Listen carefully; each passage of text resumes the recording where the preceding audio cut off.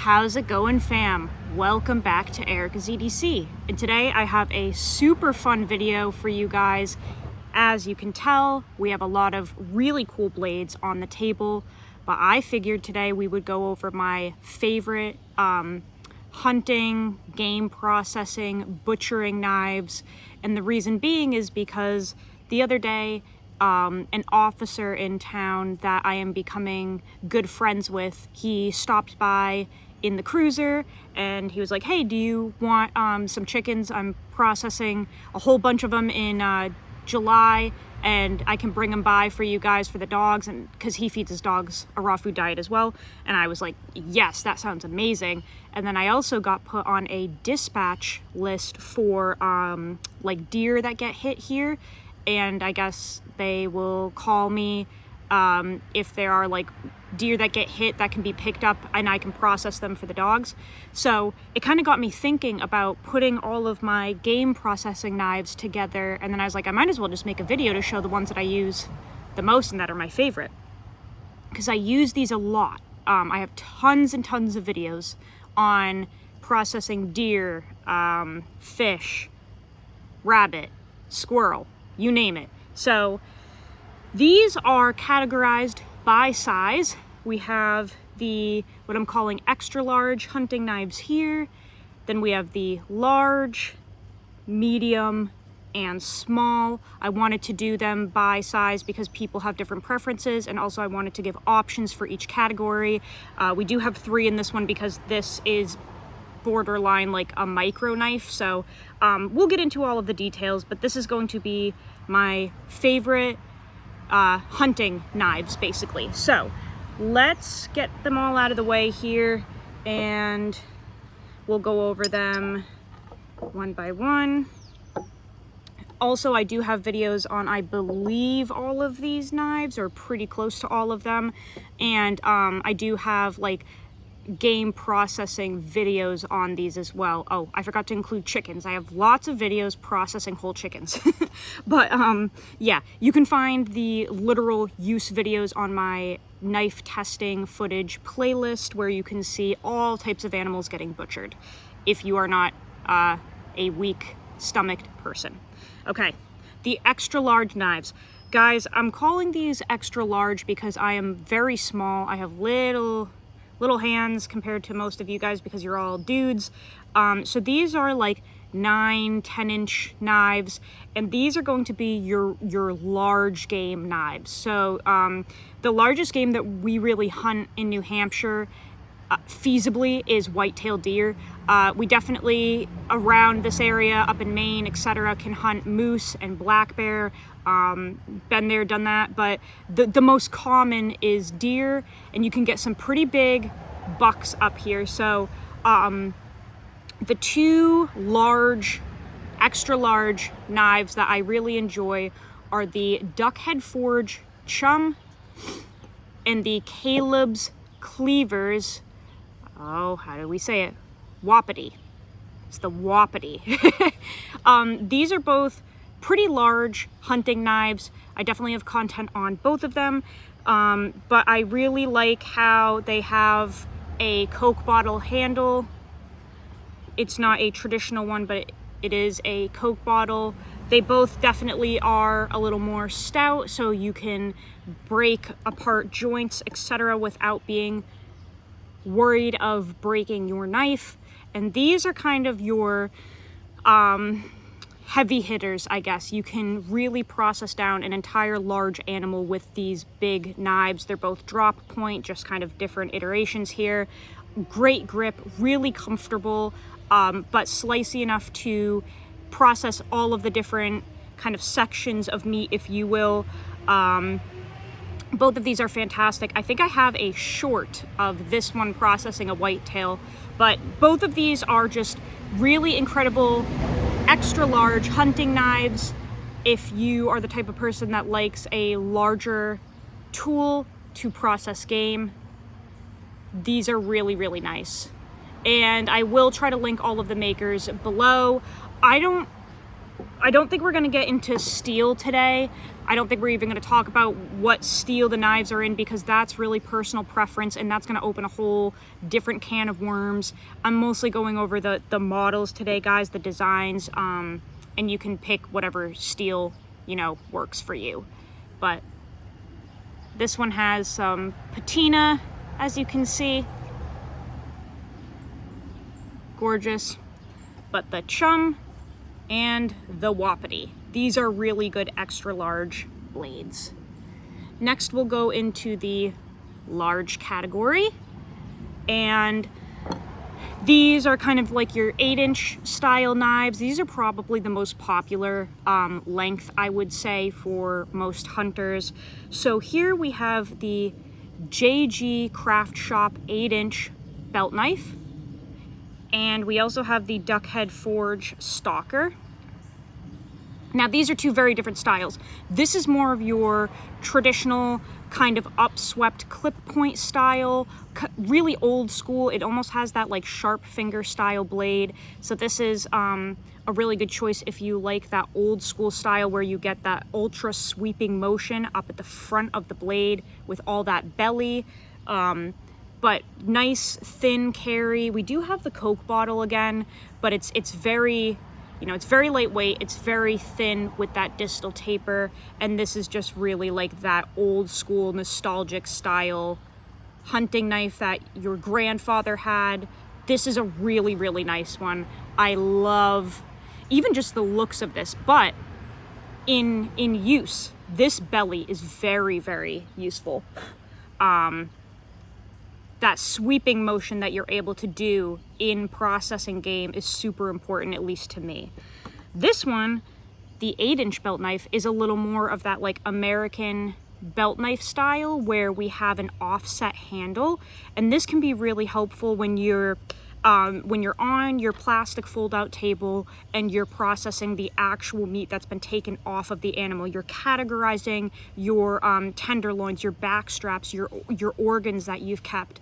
These knives with the offset handle are really good for when you're doing the kind of impact on table tasks, because you have your hand up above the rest of the blade, okay?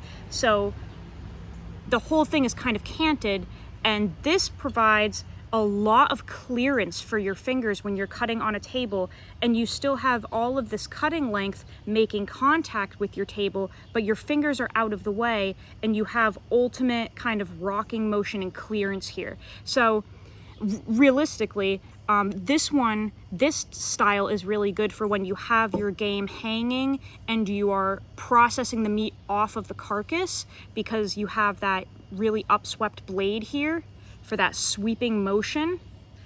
And then this one is a little more, I've found it really productive when you have all of your meat off of the animal on the table and you're processing it to vacuum seal in your bags. So this one is really, really good for that. Love that offset handle. Nice long blade. You get to utilize the entire thing. It's a great design. So those are the large hunting knives, and like I said, probably the most common size for you guys.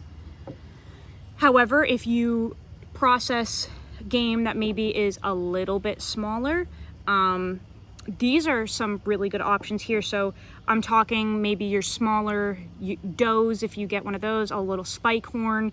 I don't know if people maybe process beaver, or if you hunt coyotes for pest control and you skin them out to keep the pelt. These are medium-sized knives that are really good for those tasks. So here we have the Babymoon Blades Hunter. And this one is really cool because it just looks badass, but it actually really is a great actual hunting knife. As cool as it looks, it's got that really mean, nasty looking swedge, but it's actually a very good performer in use. I think I have a video processing chickens with this model. I think it's the canister Damascus one, but they're the same thing. This is the CPM 154 version. Doesn't matter though, just the model in general is really good for processing game. And then here we have the Goathead Knives Trapper. So This one could definitely tiptoe into the territory of bird and trout for sure. It's very sleek, very slim, very skinny, really agile. So this could absolutely process your salmon, your trout, geese, duck, anything like that. But it also can absolutely do, you know, medium-sized game as well. But these are both super comfortable. This one has a really long handle, so if you have large hands, this is a great design, absolutely. The Babymoon Hunter is a little more stout, I would say. It's pretty robust, got a nice thick blade stock, really rugged. This also can still absolutely process through joints and everything that you need it to. The reason these are in the medium category is strictly due to like length, really. The handle length and also the cutting length that you're getting. So these are two really good ones. Definitely have videos on both of these. But this is really a great little bird and trout knife as well. Let's go on to our final category, the small game processing knives.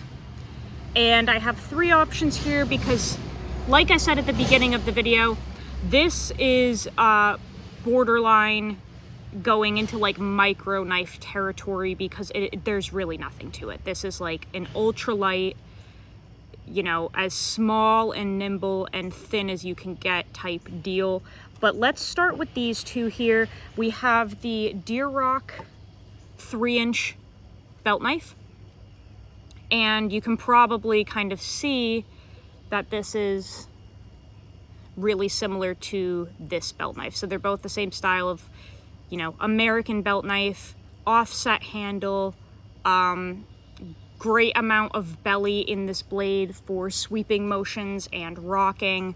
But this is Greg's take on a belt knife. He does make a larger version of this as well in the 8-inch area. I know that. I think it's called the Skinner Dan. But this is the little mini version. So this, you know, you can absolutely process deer, elk, whatever you want with this. It's just a little tiny package. I mean, I have small hands and look, my hand kind of just like eats that handle up. Great little blade though, super thin and slicey, really comfortable. And again, you have that offset handle, which is so nice for working on a table and getting that rocking motion, that sweeping motion. Really, really nice for that. We also have the Calton Cutlery Carter Necker. Another really classic nostalgic design here. This is a knife that you can put on your neck for your hunt, and this is absolutely capable of doing elk, sheep, whatever you want. It's just a little tiny design. Also, sorry, I'm getting eaten alive by mosquitoes. Really small, compact knife here, super thin. This could absolutely do bird and trout as well. This one, I don't know if this goes for all of the Carter Neckers, but mine is like super flexible and just really thin and slicey, so you can do your fish and bird as well, but you can do any size game really. Love this choil up here that you are able to choke up on, and you also get that pinch grip there for fine detail work on small game especially. These are nimble enough to get into smaller bodied animals like rabbit. I have a video with this one processing a hare, and I was able to show on camera how convenient it is having a little tiny blade like this where you can choke up and get into the internals of the animal and just clean everything right out. These are, again, fully capable of processing large game. It might just take you a little bit longer because you're working with, you know, a sub 3-inch blade on these, okay? But great for small game, super compact. You're packing a huge punch in a little tiny package on these. I forgot to mention this is the Northern Knifeworks Dart. So these are like your ultra light, ultra thin, little tiny game processing knives. 3 totally different designs. This is almost more of like a scalpel It's just so small, tiny little blade. You could choke right up on it. Also, really interesting handle on this one, nice and thin. It's almost like a pencil. So again, this reminds me way more of like a pocket scalpel than anything, because the way it's configured is just so tiny and it just melts. You don't get a lot of grip on this. So if you're someone that just needs a little tiny blade with like a nearly invisible handle, this is for you. But if you're looking for something with a more filling handle per se, the Carter Necker is maybe a better bet. This one is rehandled by Josh Francis at Knife Guy Mods, but it's the same like thickness that it was from Joe. It's just different scales now. If you're looking for something with a little more grip, a little more purchase, maybe the Carter Necker is a better option. Get way more real estate there to work with. And then, yeah, this is just a little micro belt knife. But they're all fantastic knives. If you're looking for a little tiny blade, if you're backpacking especially and trying to just cut weight anywhere you can, these are really, really great options. And I have seen Simon Stonehawker, who was the inspiration for this, he has people processing like black bears and elk and sheep entirely with a blade this small. It is not impossible by any means. It's probably just going to take a little bit longer, but you can really do a lot with these little tiny blades. So those are kind of my, favorite game processing knives.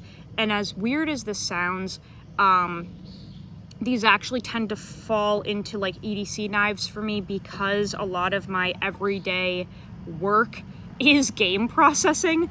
When you have 5 dogs that all are, over 40 pounds and eat raw food, you're processing a lot of meat. I know that's not everybody's EDC, but for me it is. I do a lot of game processing for my dogs, and these are absolutely knives that I've tested, used. They work wonderfully for me. These are not the best in the world. This is all, personal preference and just what I've used. But, how many people do you know that have 5 dogs that they feed that much raw food, right? Like, that's one of the best ways to test a knife, is using them every single day. I use these as much, if not more, than my kitchen knives, because I process more dog food than human food. Truly. So these are kind of my tried and trues. Again, there are so many incredible knives out in the world. These are just the ones that I've tested and used, but I hope that you guys enjoyed that. Let me know if you have any questions, comments, concerns. Mother's number's down below.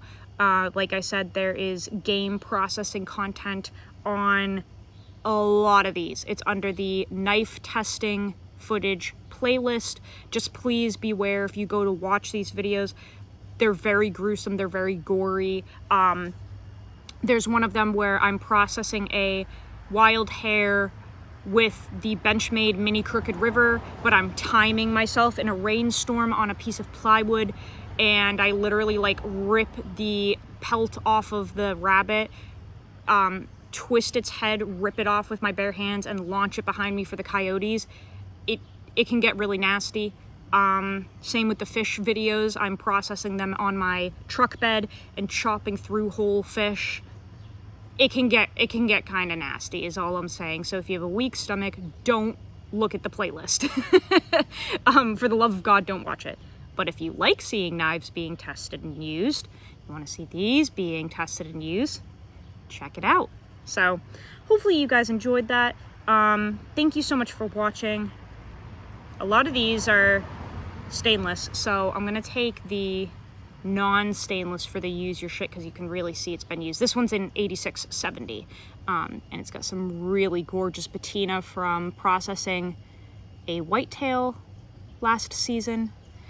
So with that being said, go use your shit. Learn how to sharpen your knives. Check out that freehand mirror polished edge that I did. I'll see you guys on the next video. I love you so much, fam. Take care.